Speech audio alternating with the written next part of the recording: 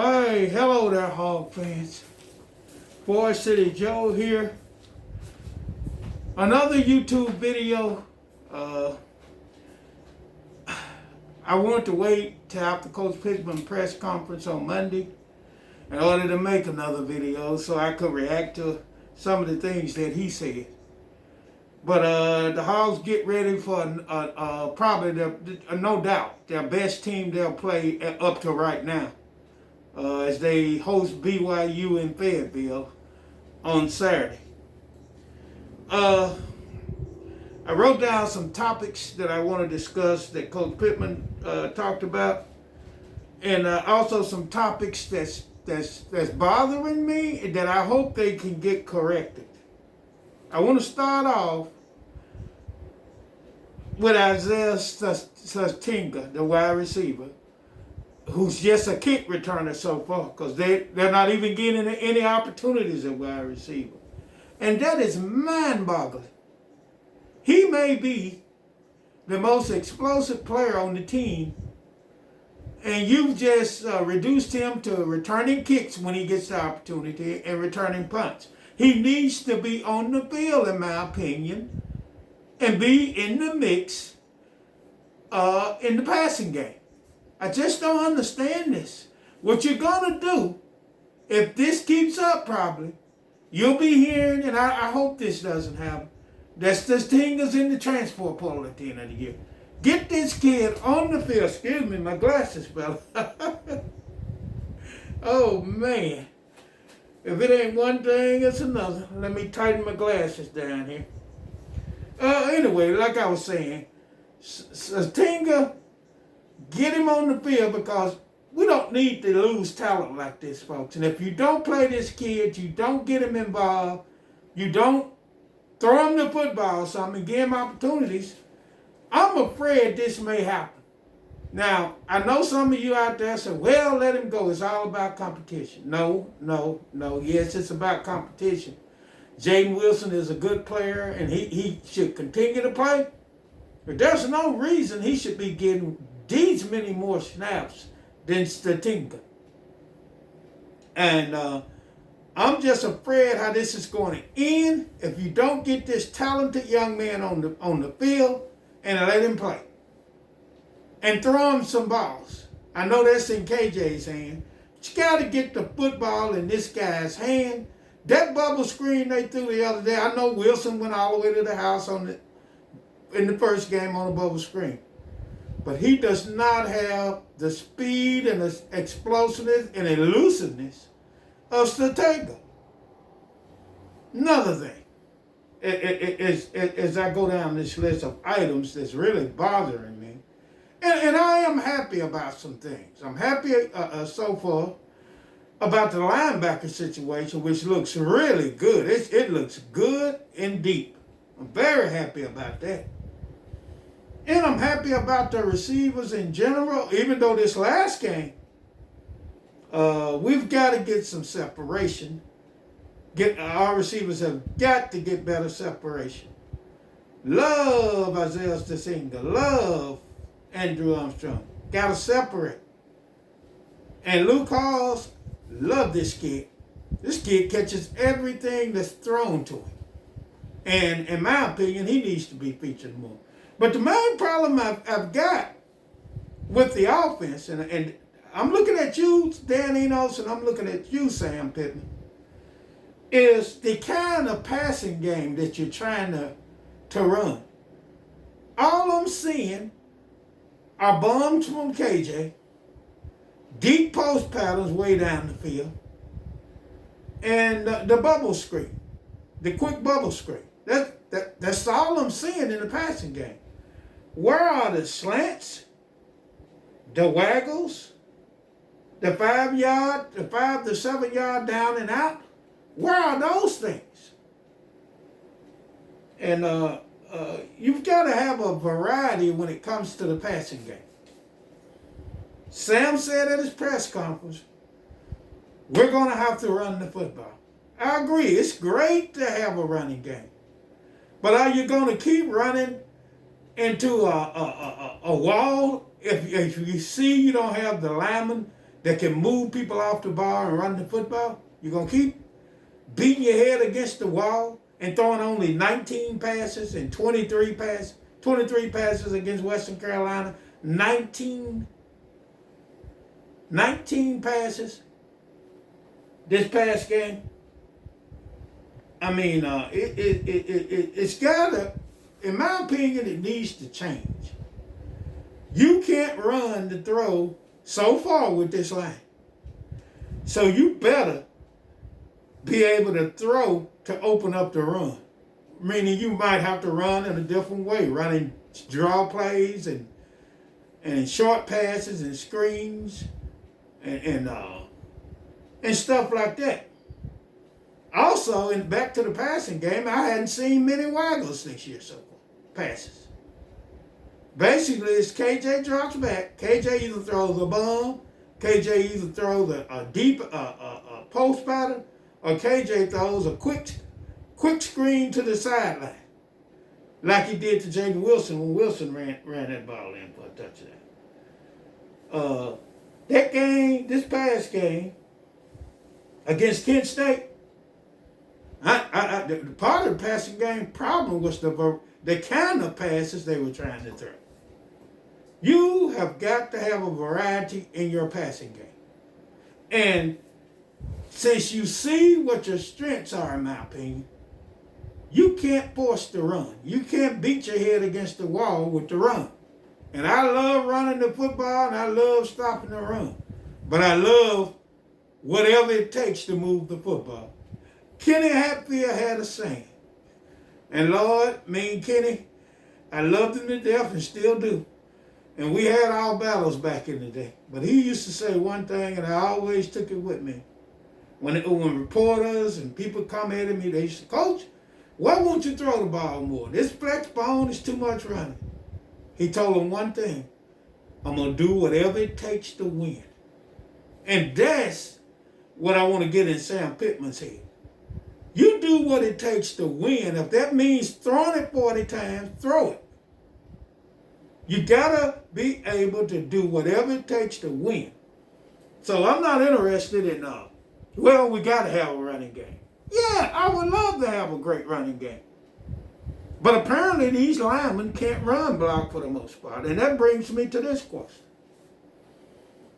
Coach Pittman said at his press conference, he basically is saying, I'm going to bring the same guys are going to play. Nobody asked him, Sam, are you thinking of any personnel changes on the offensive line? Any switches? Maybe trying some more guys? And I don't want to, I hate to even bash any kid. I'm not trying to bash anybody. But the lineman we brought in from Florida just ain't getting it done. I want to know, is there a possibility that Coach Pittman could try Wiggins at center? That's the junior college guy he brought in. Put Bo Limmer back at his normal guard spot with Brady Lathan at the other guard. And let the tackles sort themselves out. Kudus, Chambly, maybe even try Marion Harris. I know he mostly is being looked at as a guard now. Maybe even try him out there.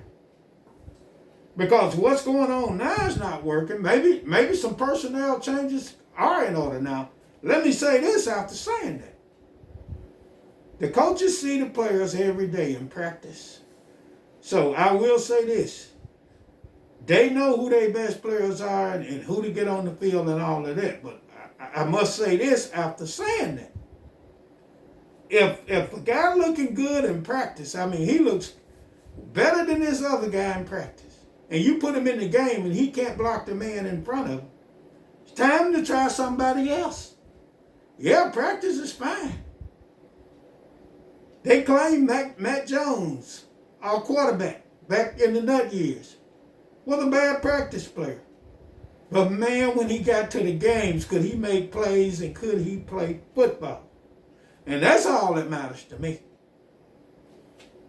Now, if I go down the other list of things, I've talked about Stinga, these glasses. I'm either going to have to get another pair reduce the size of these somehow. Sam said, well, before I get to that, I just want to say this. We're 2-0. Got a game with BYU coming up. Got to win this game. We've got to win this football game. Because the bottom line is, we're at home.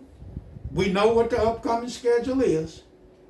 So we've got to get this win in our pocket and improve by getting it. If we don't improve, I still would like to win, but it's not going to really matter, because if we don't improve, it's not going to be good. It's not going to be pretty this year. But if we improve, with the SEC, in my opinion, being down like it is, I'm going to say it again. I've watched all the SEC teams. There's not one I've seen that Arkansas can't beat if they play their best game. And that's what they have to do. Now, I'm hoping Coach Pittman don't be stubborn about this. I really do. I like Sam. I want him to succeed and get the program back where I know it can be. Arkansas is not some desolate program that's irrelevant, that's never done anything. When Arkansas is right, you will get the results that you had in some of the nut years where he went to the SEC championship game twice, and also in the years of Frank Broyles, where we were a national contender area. I know times have changed. I know that. And don't forget recent, before he got fired, the Bob Petrino years. Petrino came in here, and by his second year, he won 8 games. The next year, he won 10 games. The next year, he won 11 games. He almost beat Ohio State in the Sugar Bowl. He did beat Kansas State in an 11-win season in a bowl game and finished in the top, I think, 10 that year. So it can be done. Arkansas doesn't have to have these low expectations every year of we can't do this and we can't do that. When Arkansas is right, when they have the right coach and they use the right system, and when I say system, I mean recruiting. And Sam, I must say this when it comes to recruiting, he has surpassed my expectations in the SEC states, places like Georgia and Alabama, even some good ones from Florida and all these type places. But I preached this for years. When Arkansas is right, they better get some good ones out of Texas, and so far he has. But I'm afraid, as far as receivers go, tight ends, if we don't start throwing the football more, 19 passes not going to cut it when it comes to recruits. In a whole game, that's not going to get it. You got to throw the football if you want to get big-time wide receivers. And you can get running backs. There are running backs aplenty all over the place. You can get big-time running backs because Arkansas has a history with running backs that's very strong. And that's going back to the days of Frank Broyles. So I'm going to just say that let's hope there's massive improvement this weekend, because I'm going to tell you straight up, if they don't improve, and BYU is not great by any means, I'm not sitting here trying to tell you they are, but if the Hogs do not improve from what we saw this past week, they'll get beat at home by BYU. I'm telling you right now. I'm hoping, and I know you all are hoping, that they improve and the Hogs somehow win this football game. But if they don't, we're going to have our first loss of the season, and it's not going to be pretty around here. So that's my feelings on that. Now, I love this state. And I've got Ken who graduated from Arkansas State University, some who work at Arkansas State University. And what's happened these past 2 weeks under Butch Jones' leadership is absolutely atrocious and disgraceful. 73-0 to Oklahoma. 73 points, 0 points. And 37-3 this past Saturday to below average Memphis team. Folks, that is flat out pathetic. And I do mean pathetic. Arkansas State may have not always had a great team, but I remember back in the days when I grew up, they had guys like Mike Melham and Jerry Muckenstrom, the linebackers. And I used to watch Dick Clay on Channel 8, and he would always give good Indian coverage back in those days. Well, they're Red Wolves now, but back in those days, they were Indians. And they had some good, sound football teams. And in the modern era, they've had a good year here, a good year there with Gus and others. But I've never seen them this bad. I mean, this is just, it's just, and my niece who works at Arkansas State University was telling me the other night, I just don't know how they got this bad. And so if you're an Arkansas State fan listening to this, and I know I'm a Razorback, I'll tell you through and through, but if you're an Arkansas State fan listening to this, you better start contacting the administration about Butch Jones, because he has just ran your program into the ground.